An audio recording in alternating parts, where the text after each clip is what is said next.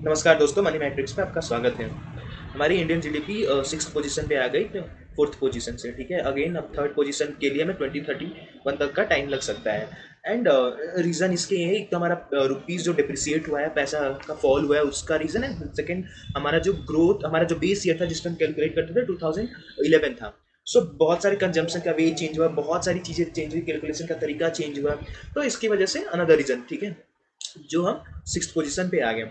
And कहीं ना कहीं गवर्नमेंट को रुपीज़ के डिप्रिसिएशन पे ध्यान देना होगा, ताकि रुपीज़ ज़्यादा डिप्रिसिएट ना करे, नहीं तो कहीं ना कहीं ये इस नंबर को इम्पैक्ट करेगा। हमारा ओवरऑल जो जीडीपी कैलकुलेशन होता है ना, वो यूएस डॉलर में होता है, क्योंकि स्टैंडर्ड वही करेंसी है, तो दुनिया की सारी जीडीपी डॉलर में ही कैलकुलेट होती है। हमारी जो in term of rupees size same है, उसमें कोई चेंजेस नहीं हुए। हम इनफैक्ट ग्रो कर रहे हैं। हमारा इनफैक्ट ग्रो करने का मतलब, जो हमारा जीडीपी कैलकुलेशन है क्वार्टरली ईयरली, वो ग्रो कर रहे हैं। फास्टेस्ट ग्रोइंग कंट्री है इंडिया, बट क्योंकि हमारा रुपया डिप्रिसिएट हुआ है, उसकी वजह से हम फोर्थ पोजीशन से सिक्स पोजीशन पे आ गए। ठीक है, ये 15 दिन पहले की ये आर्टिकल है। ठीक है, इसमें बताया गया कि पैसे कब कब फॉल हुआ। ठीक है, starting last year, starting Jain 25 में हम अराउंड 85 के 85 टू 86 के बीच में थे। एंड देन पैसा गिरा, एंड देन गया, बट यूएस की तरफ से टैरिफ का अनाउंस हुआ, फिर थोड़ा सा गिरा, and then Trump always chicken out, वो पॉस वगैरह होता गया। देन 50% टैरिफ जब अनाउंस हुआ, तो उसके बाद पैसा गिरा गिरा गिरा। And then trade deal announce होने पे पैसा, एक रुपया थोड़ा बहुत स्ट्रॉन्ग हुआ, तब तक वॉर स्टार्ट हुआ, एंड अगेन गिरा है। 95 रुपीज़ टच किया, एंड देन अभी ये अप्रैल तक का कुछ दिन पहले का आर्टिकल है, सो उस टाइम 93 था। ठीक है, तो अगर गवर्नमेंट इसको मैनेज कर लेती है, सो कहीं ना कहीं हम जैसे पैसा स्ट्रांग होगा, देन हम अगेन अपना रीगेन कर लेंगे अपना पोजीशन। ठीक है, and apart from that, crisis में हमारा जो करंट डिफिजिट है 1.5 से 2% हो सकता है। ठीक है, ये प्रिडिक्शन है। तो अगर ये होता है, तो ये कहीं ना कहीं लॉस है। ठीक है, सो कहीं ना कहीं ये इम्पैक्ट करेगा इंडिया को। ठीक है, एंड जो हमारा एक्सपोर्ट है, वो 4% से ग्रो हुआ है। 860 बिलियन ट्रेड हुआ है। ठीक है, बट प्रॉब्लम ये है कि हम इम्पोर्ट कम एंड एक्सपोर्ट ज़्यादा करते हैं। ठीक है, सो जो सरप्लस है ना, सरप्लस हमारा एक्चुअली नहीं, हमारा ट्रेड डेफिसिट है। ठीक है, यूएसए के साथ सरप्लस है। बाकी ओवरऑल हमारा ट्रेड डेफिसिट है जो 25 बिलियन का, वो कहीं ना कहीं इंडिया को हर्ट कर रही है। अभी वॉर के कारण वो फ्यूल ऑयल का भी प्राइस बढ़ा पड़ा है, तो ये मतलब फ्लक्चुएट कर रहा है। इसकी वजह से भी कहीं ना कहीं पैसा इम्पैक्ट कर रहा है और गिर रहा है। ठीक है, एंड आईएमएफ ने मैंने बोला था 6.5 फॉर द 27, एंड अभी भी हम ग्रो कर ही रहे हैं। सेम आईएमएफ का प्रिडिक्शन है इस ईयर के लिए भी। ठीक है, एंड पैसा क्यों गिर रहा है, मैं इस आर्टिकल देख लूँ कि अराउंड 84.6 था इन 2024 एंड 88 इन 25 नाउ, अगेन 90 के अराउंड, यहाँ पे अराउंड 93-94 यूएस सो नियर। ठीक है, कि ग्लोबल ऑयल प्राइस सर्च हुआ, उसकी वजह से रुपया डिप्रिसिएट हुआ। ठीक है, ये रीज़न है। एंड यहाँ पे state bank of India set the RBI deploy more assertive trade. Basically जो फॉरेक्स ट्रेड करते थे बैंकर्स, उस बैंक पे भी आरबीआई ने कंट्रोल लगा दिया, ताकि पैसा अपना स्ट्रॉन्ग हो। उस बीच में थोड़ा सा स्ट्रॉन्ग हो, बट अगेन फिर से फॉल कर गया पैसा। ठीक है, एंड अनदर रीज़न एक और है कि जो हमारा शेयर मार्केट है, वो कहीं ना कहीं उतना परफॉर्म नहीं कर रहा compare to the other world. ठीक है, अगर देखोगे तो लास्ट 1 ईयर का जो हमने 0.7 पैसा बना नहीं है बेसिकली। ठीक है, अगर वहीं यूएसए का देखो तो 32% ग्रो हुआ है, चाइना 23%, एंड ग्रीन देख सकते हो, कनाडा 41%। सो कहीं ना कहीं ये भी इम्पैक्ट है कि जो भी इन्वेस्टर है पैसा बाहर निकाल रहे, तो उस टाइम में भी डॉलर का डिमांड बढ़ेगा और डॉलर परचेज करेंगे एंड रुपया डंप करेंगे। सो ये भी एक रीज़न है। ठीक है, and India to crack 6.3 if crude price average 130 dollar per barrel in 2027। ठीक है, एंड उसके अलावा दूसरी चुनौती है कि यूएसए ने बोला कि no waiver for the Russian oil, and उन्होंने बैन ईरान ऑयल का भी कर दिया है। सो अगर तेल का दाम बढ़ता गया और हमारे पास नहीं है, हम नहीं परचेस कर सकते जिधर से, तो कहीं ना कहीं वो भी हमारे पैसे को इम्पैक्ट करेगा। लेट्स सी कि इंडियन गवर्नमेंट इसको फॉलो करती है, आई मीन मानती है या नहीं मानती है। ठीक है, लेट्स मूव टू, हम देख लेते हैं निफ्टी बाकी इंडेक्स का। ठीक है, सो ये आज का चार्ट है। ओपन हुआ, ओपन के बाद नीचे गया, फॉल किया अच्छा खासा मार्केट, कहीं ना कहीं जीडीपी का एक रोल है इस फॉल में। ठीक है, देन यहाँ पे आके मार्केट करेक्ट। तो देखो, लाइक अगर आप देखो, जो मैंने सपोर्ट एंड रेजिस्टेंस बोला था, कहीं ना कहीं वहीं पे मार्केट ने सपोर्ट एंड रेजिस्टेंस लिया है। सी अगर आप यहाँ से देखो 2428.7, सो ये जो गिरा बीच में आके फिर यहीं पे रुका है, ठीक है, कंसोलिडेट यहीं पे हुआ है। सो बीच में कोई भी सपोर्ट नहीं था तो मार्केट इजीली फॉल किया। तो अगर आप ऐसे करके मतलब बेटर आप ट्रेड प्लान कर सकते हो अगर आपको ये सब आइडिया हो तो, ठीक है। अगर मैं 1 मिनट के इसमें रखूँ, ठीक है, अब देखो 1 मिनट में आपको बेटर आइडिया मिलेगा। देखो यहाँ रेजिस्टेंस था तो रुका, गिरा सपोर्ट के पास, ठीक है, अगेन सपोर्ट के पास आया, वहाँ पे रुका, कंसोलिडेट किया उसी रेंज में, and then again fall fall fall fall, फिर आके सपोर्ट के पास कंसोलिडेट किया, एंड देन अगेन सेम। तो आपको अगर आपको आइडिया है तो डेफिनेटली आप अच्छा आगे पैसा बनाया होगा, ठीक है। सो लेट्स मूव एनालिसिस, हम 1 डे में आ जाते हैं।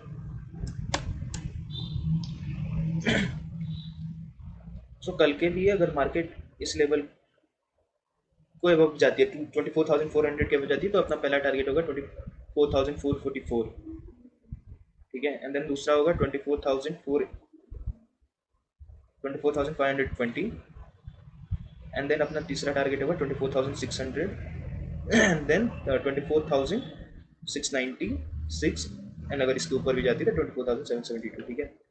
एंड अगर मार्केट इस लेवल के नीचे आती है 24,100, देन अपना पहला टारगेट होगा 24,000, एंड देन अपना 24,911, एंड देन अपना टारगेट होगा 23,791, ठीक है। अगर इसके भी नीचे मार्केट आती है देन अपना टारगेट होगा 23,697, ठीक है। बैंक निफ्टी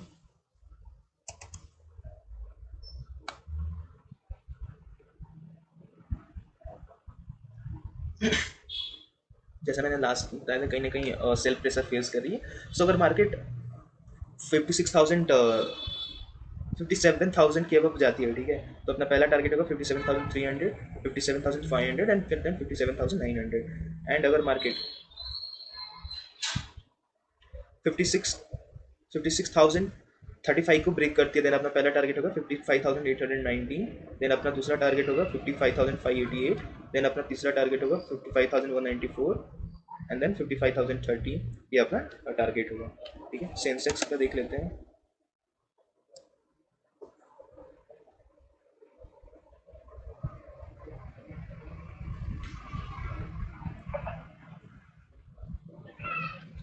सो अगर मार्केट 78,730 को ब्रेक करती है देन अपना पहला जो टारगेट होगा वो 78,900, एंड देन 79,120, एंड देन अगर इसके एबव मार्केट जाती है देन 79,500। एंड अगर मार्केट नीचे आती है इस रेंज के 77,680 देन अपना पहला टारगेट होगा 77,595, देन अपना दूसरा टारगेट होगा 77,468, एंड देन अपना तीसरा टारगेट होगा 77,300 एंड 77,100, ठीक है।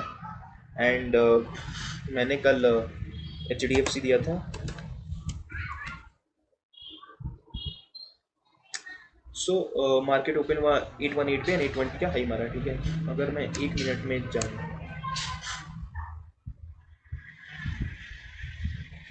ठीक है,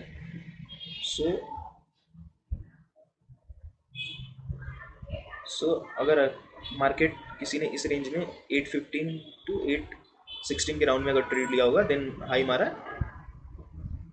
20 का ऑलमोस्ट 4 पॉइंट का हाई था, ठीक है। सो अपन 3.85.47%, ठीक है, अच्छा मूव है, एंड देन फॉल किया, ठीक है, क्योंकि अभी प्रेशर फेल करता है। बट अब स्टॉक में आपको 1-2 पॉइंट मिल जाए बहुत होता है, ठीक है। देन मेरा HDFC लाइफ इंश्योरेंस,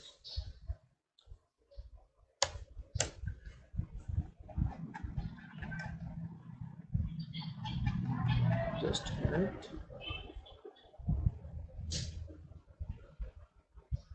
ठीक है। सो ये भी 647 पे ओपन हुआ, 650 पे हाई मारा, स्मॉल कैंडल देखो तो आपको अपॉर्चुनिटी मिली होंगी अगेन 4-5 पॉइंट्स कवर करने को, ठीक है। एंड देन ICICI भी सेम है, ओपन हुआ था 1352 पे हाई मारा 1366, ठीक है। 14 पॉइंट 15 पॉइंट्स का आपको इधर भी ICICI बैंक की तरफ से आ गया, ठीक है। अब कल के लिए हम देख लेते हैं, कल इटर्नल भी था।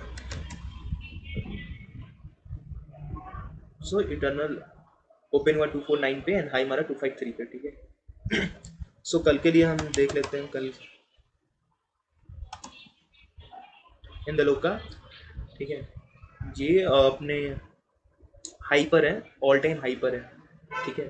सो मार्केट क्लोज हुआ है 1040।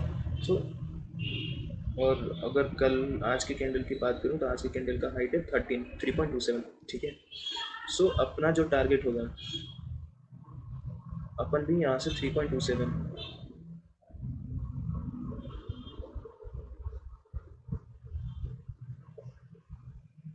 2.5,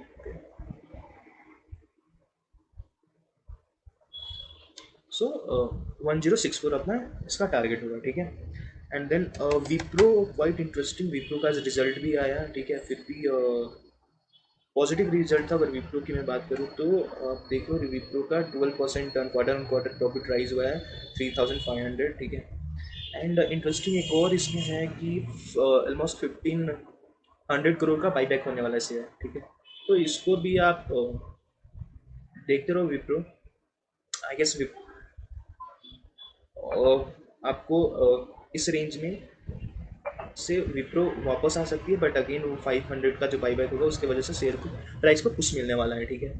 सो इसको भी आप कंसिडर कर सकते हैं, इसको भी आप रख सकते हो। अभी कुछ लेवल कुछ है नहीं मैं बोलने को, अभी 210 पे क्लोज है, तो आप इसको 215 218 तक आप जा सकते हैं, ठीक है।